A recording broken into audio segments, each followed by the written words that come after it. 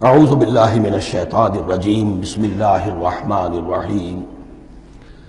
اب ذرا کچھ ضمنی مسائل ہیں کہ جو بعض کفار کی طرف سے، بعض معتزلین کی طرف سے پیش ہوتے تھے، وہ کبھی بھی اس چیلنج کا مقابلہ تو نہ کر سکے، میدان میں تو نہ آ سکے۔ یہ بالکل ایسی بات ہے جیسے کسی مصور کی تصویر پر اعتراض کرنے والے تو بہت تھے۔ جب کہا گیا کہ ذرا یہ لیجیے قلم، اس کو ٹھیک کر دیجیے، یہ برش آپ کے ہاتھ میں دیتا ہوں، اب سب پیچھے ہٹ گئے۔ تو کوئی صورت قرآن کے مقابلے میں لانا وہ تو ان کے لیے ممکن نہیں تھی، لیکن ادھر ادھر سے اعتراضات کرنے کے لیے جو زبانیں کھلتی تھی ان میں سے ایک اعتراض نقل کیا جا رہا ہے۔ وہ یہ تھا کہ وہ کہتے تھے کہ قرآن مجید میں مکھی کی تشبیہ آئی ہے، یہ تو بڑی حقیر سی شے ہے، اعلیٰ کلام ہو اور اعلیٰ متکلم ہو وہ ایسی حقیر چیزوں کا تذکرہ نہیں کرتا۔ بیت العنکبوت مکڑی کا بھی ذکر ہے قرآن میں، اتنی حقیر شے کا، یہ کوئی اعلیٰ کلام نہیں۔ اس کا جواب دیا جا رہا ہے کہ اصل میں کہیں تشبیہ بیان کرنی ہے، تمثیل بیان کرنی ہے، تو دیکھنا یہ کہ جس شے کے لیے تشبیہ دی جا رہی ہے اس کی مناسبت والی شے ہو۔ شے کوئی بہت حقیر ہے تو کسی عظمت والی شے سے آخر کیسے تشبیہ دی جائے گی؟ وہ تو کسی حقیر شے سے ہی تشبیہ دی جائے گی تو جو اصل مقصد ہے تشبیہ کا وہ پورا ہوگا۔ ان اللہ لا یستحیی ان یضرب مثلا ما بعوضۃ فما فوقہا، اللہ تعالیٰ کو تو اس میں کوئی جھجک نہیں ہے، کوئی شرم نہیں ہے کہ وہ مچھر کی مثال بیان کرے، تو اس سے اوپر، اب یا فوقہا میں دونوں معنی ہو جائیں گے، یعنی کمتر اور حقیر ہونے میں اس سے بھی بڑھ کر، یا یہ کہ اس سے اوپر کی کوئی شے اس کی مثال دینے میں اللہ کو کوئی جھجک نہیں، اس لیے کہ مکھی بھی بہرحال مچھر سے تو ذرا بڑی شے ہے۔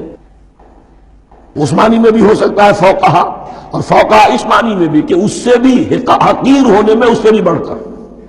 فَأَمَّا الَّذِينَ آمَنُوا فَيَعْلَمُونَ أَنَّهُ الْحَقُّ مِن رَّبِّهِمْ، تو جو لوگ صاحب ایمان ہیں وہ جان لیتے ہیں کہ یہ حق ہے ہمارے رب کی طرف سے۔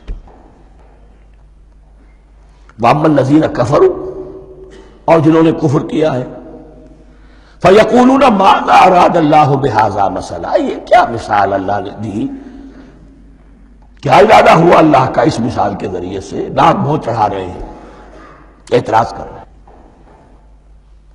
اب جو آ رہا ہے اگلا جملہ وہ ہے بہت اہم، یضل بہ کثیرا ویہدی بہ کثیرا، اسی کے ذریعے سے اللہ بہتوں کو ہدایت دیتا ہے اور اسی کے ذریعے سے بہتوں کو گمراہ کرتا۔ معلوم ہوا کہ ہدایت اور گمراہی اور ہدایت اور ضلالت انسان کی سبجیکٹو کنڈیشن کے اوپر دار و مدار ہے اس کا۔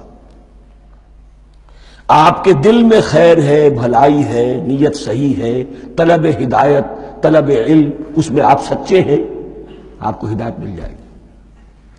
دل میں زیغ ہے، کجی ہے، نیت میں ٹیڑھ ہے، فساد ہے، تو اسی کے ذریعے سے اللہ آپ کی گمراہی میں اضافہ کر دے گا۔ یضل بہ کثیرا ویہدی بہ کثیرا، لیکن اللہ کا یہ کسی کو ہدایت دینا اور کسی کو ضلالت دینا الٹپ نہیں ہے، کسی قاعدے اور قانون کے بغیر نہیں ہے۔ وما یضل بہ الا الفاسقین، نہیں گمراہ کرتا وہ اس کے ذریعے سے مگر صرف سرکش لوگوں کو، جن میں سرکشی ہے، تعلی ہے، تکبر ہے، اور ان کے اوصاف کیا ہے؟ الذین ینقضون عہد اللہ من بعد میثاقہ، جو توڑ دیتے ہیں اللہ کے ساتھ کیے ہوئے عہد کو۔ اور سب سے بڑا عہد یہ سورہ اعراف میں چل کر آئے گا، عہد الست۔ عالم ارواح میں ہم عہد الست کر کے آئے، الست بربکم قالوا بلا، کیا میں ہی نہیں ہوں تمہارا رب؟ تمام ارواح نے میں بھی تھا، آپ بھی تھے، سب تھے، کل انسان، جتنے انسان دنیا میں آج تک آ چکے ہیں وہ بھی تھے، اور جو آنے ہیں ابھی قیامت تک وہ بھی تھے، لیکن تھے صرف ارواح کی شکل میں، جسم نہیں تھے۔ اور یہ میں آپ کو بتا چکا ہوں، مکمل وجود ہے انسان کا روحانی وجود۔ اولا تخلیق اس کی ہوئی تھی، اسی سے آگے چل کر ایک بہت فلسفے کا بہت گہرا مضمون آ رہا ہے آگے چل کر۔ وہ جو عہد الست الست بربکم قالوا بلا، انہوں نے اس عہد کو توڑا، اللہ کو اپنا مالک اور خالق اور اپنا حاکم جاننے کی بجائے خود حاکم بن کر بیٹھ گئے۔ الیس لی ملک مصر، کیا مصر کی بادشاہی میری نہیں ہے؟ I am the sovereign, we are sovereign, popular sovereignty, بغاوت، سرکشی، فاسق. وما يضل به الا الفاسقين الذين ينقضون عهد الله من بعد ميثاقه ويقطعون ما امر الله به ان يوصل، اور کاٹتے ہیں وہ چیز جسے اللہ نے جوڑنے کا حکم دیا ہے. اللہ نے صلہ رحمی کا حکم دیا ہے، یہ قطع رحمی کرتے ہیں. مال کی طلب میں بھائی بھائی کو ختم کرتا ہے اس کے مال کو ہتھیانے کے لیے، اپنی ذاتی اغراض کے لیے تمام اخلاقی حدود جو ہے انسان پسو پیش ڈال دیتا ہے. اپنا تکبر، اپنے لیے تعلی. الذین، آپ دیکھیے نوٹ کیجئے، اس میں ہماری شریعت کا فلسفہ یہ ہے، ایک تعلق ہے اللہ کا بندے کے ساتھ، حقوق اللہ، ایک ہے بندوں کا بندوں کے ساتھ، حقوق العباد. اللہ کا حق کیا ہے؟ اسے حاکم اور مالک، اور حاکم سمجھو، الملک سمجھو، خود اس کے بندے بنو. انسانوں کا حق کیا ہے؟ کونوا عباد اللہ اخوانا، سب آپس میں بھائی بھائی اللہ کے بندے بن جاؤ.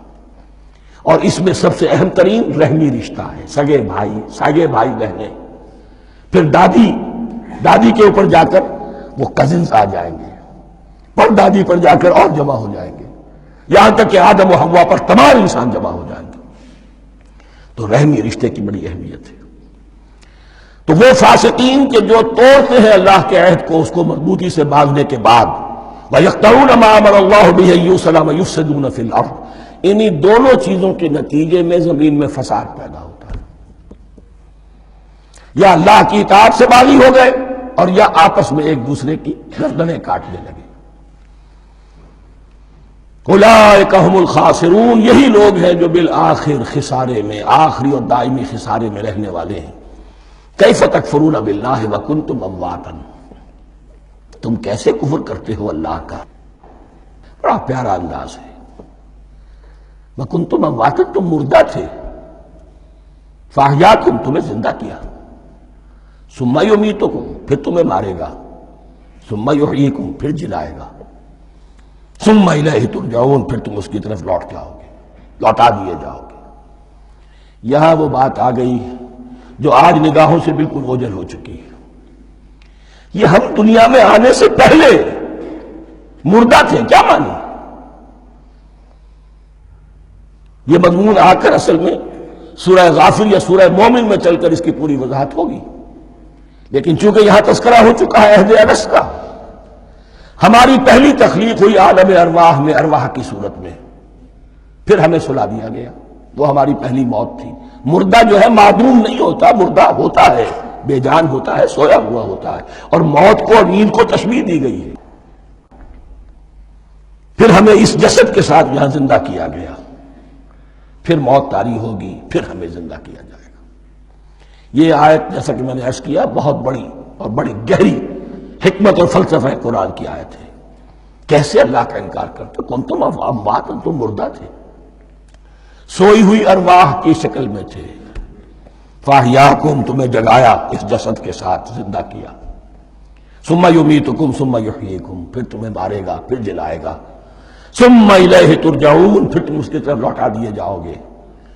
اور اب اس کے بعد جو آخری آیت ہے، هو الذی خلق لکم ما فی الارض جمیعا، اس نے تمہارے لیے بنایا ہے جو کچھ بھی زمین میں ہے. اس میں خلافت کا مضمون آ گیا. حدیث میں آتا ہے انما الدنیا خلقت لکم وانتم خلقتم للآخرہ، یہ دنیا تمہارے لیے بنائی گئی ہے، تم آخرت کے لیے بنائے گئے ہو. هو الذی خلق لکم ما فی الارض جمیعا، اس لیے کہ اگلی آیت پھر آ رہی ہے خلافت کی آیت.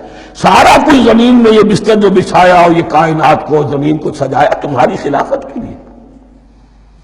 ثم استوى الى السماء فسواهن سبع سماوات، پھر وہ متوجہ ہوا آسمانوں کی طرف اور انہیں 7 آسمانوں کی شکل میں بنا دیا. جیسا کہ میں کل عرض کر چکا ہوں، یہ تاحال ابھی یہ آیات متشابہات میں سے ہے. 7 آسمانوں کی کیا حقیقت ہے ہم اس سے ابھی پورے طور سے واقف نہیں. وَهُوَ بِكُلِّ شَيْءٍ عَلِيمٌ، اور اسے ہر شے کا علم حقیقی حاصل ہے. بارک اللہ لی ولکم فی القرآن العظیم ونفعنی وإیاکم بالآیات والذکر الحکیم۔ صدق اللہ العظیم۔